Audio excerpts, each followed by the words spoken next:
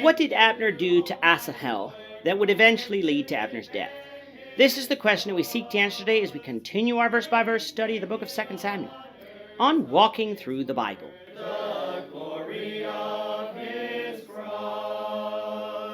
Today we're going to be discussing 2 Samuel chapter 2 verses 12 to 23, but before we do that, let's read the passage. If you have a Bible with you, turn to 2 Samuel chapter 2 verse 12. And if you don't have a Bible, don't worry, just follow along with us on the screen. The version that we'll be reading from is the New King James Version. So 2 Samuel chapter 2, beginning at verse 12. Now Abner the son of Ner and the servants of Ishbosheth the son of Saul went out from Mahanaim to Gibeon. And Joab the son of Zeruiah and the servants of David went out and met them by the pool of Gibeon. So they sat down, one on one side of the pool and the other on the other side of the pool. Then Abner said to Joab, "Let the young men now arise and compete before us." And Joab said, "Let them arise." So they arose and went over by number 12 from Benjamin, followers of Ishbosheth the son of Saul, and 12 from the servants of David. And each one grasped his opponent by the head and thrust his sword in his opponent's side, so they fell down together. Therefore that place was called the Field of Sharp Swords, which is in Gibeon. So there was a fierce battle that day, and Abner and the men of Israel were beaten before the servants of David. Now the 3 sons of Zeruiah were there, Joab and Abishai and Asahel. And Asahel was as fleet of foot as a wild gazelle. So Asahel pursued Abner, and in going he did not turn to the right hand or to the left from following Abner. Then Abner looked behind him and said, "Are you Asahel?" He answered, "I am."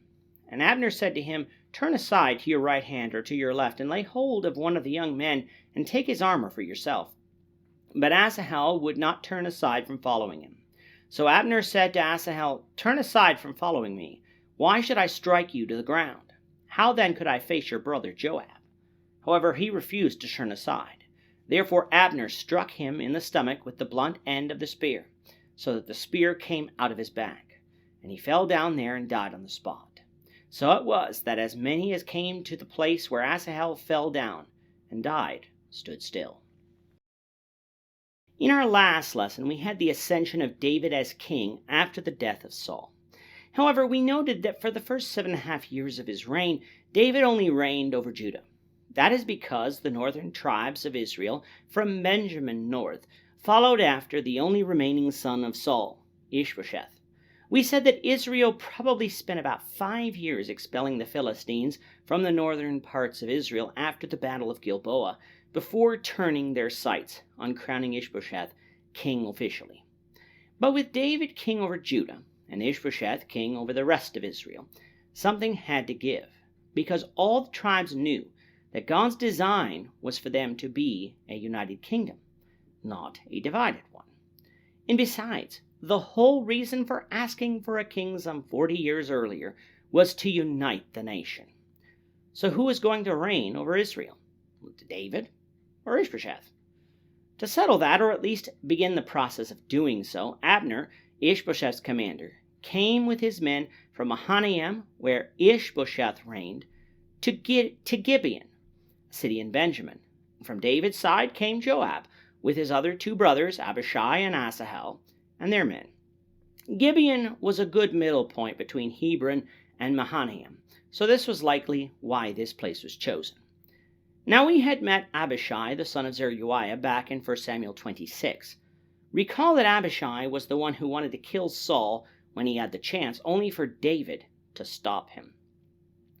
Zeruiah was David's sister, meaning that Abishai, Joab, and Asahel were nephews of David.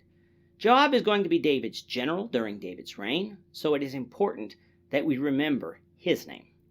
Now this feud between the house of Saul and the house of David could be dealt with in a number of ways, but perhaps to avoid a civil war, Abner suggested that both sides put up 12 men in a contest of single combat. The thought likely was that whoever's side won would surrender, and Joab was amenable to that. And so it was that each side selected 12 men to compete. What happened next decided nothing, however, as each man grabbed the beard of the man on the other side, and each thrust their sword into the side of their opponent, seemingly simultaneously. Thus everyone died together. With nothing settled, a battle broke out between Abner's men and Joab's men, with Abner's men being defeated.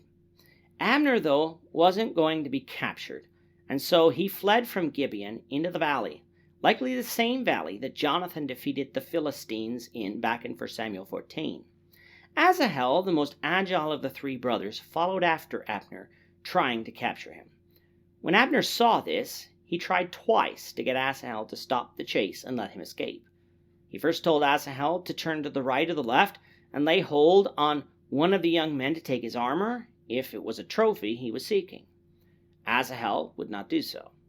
Abner then pled for Asahel to think of his brother Joab, for if Abner were to kill Asahel, which he thought was likely, how would Abner face Joab? Now, why would Abner have worried about this? Well, even though it cannot be definitively proven, because David had been in the court of Saul, it is likely that Joab had too, being a relative of David. Therefore, Abner and Joab might have had a friendship with one another, especially since both were military men. That is speculation, of course, but whatever the reason, Abner didn't want to kill Joab's brother. Asahel wouldn't relent, and so Abner killed him, just as he said. Abner's actions here, though in the heat of combat, is going to have severe consequences for him, as we will see, the Lord willing, in chapter 3. For now, though, Abner escapes Asahel, though Joab will continue the pursuit. We'll see that, the Lord willing, in the next lesson. With that, our time is up for today. The Lord willing, we hope you'll join us for tomorrow's discussion of 2 Samuel chapter 2, verses 24 to 32, as we continue our walk through the Bible, one verse at a time. Thank you for watching today's episode. We hope that you found it edifying and ask that you not only subscribe to our channel and podcast, but that you like and share this episode among your friends, so that the saving gospel of Jesus Christ can go out to the whole world.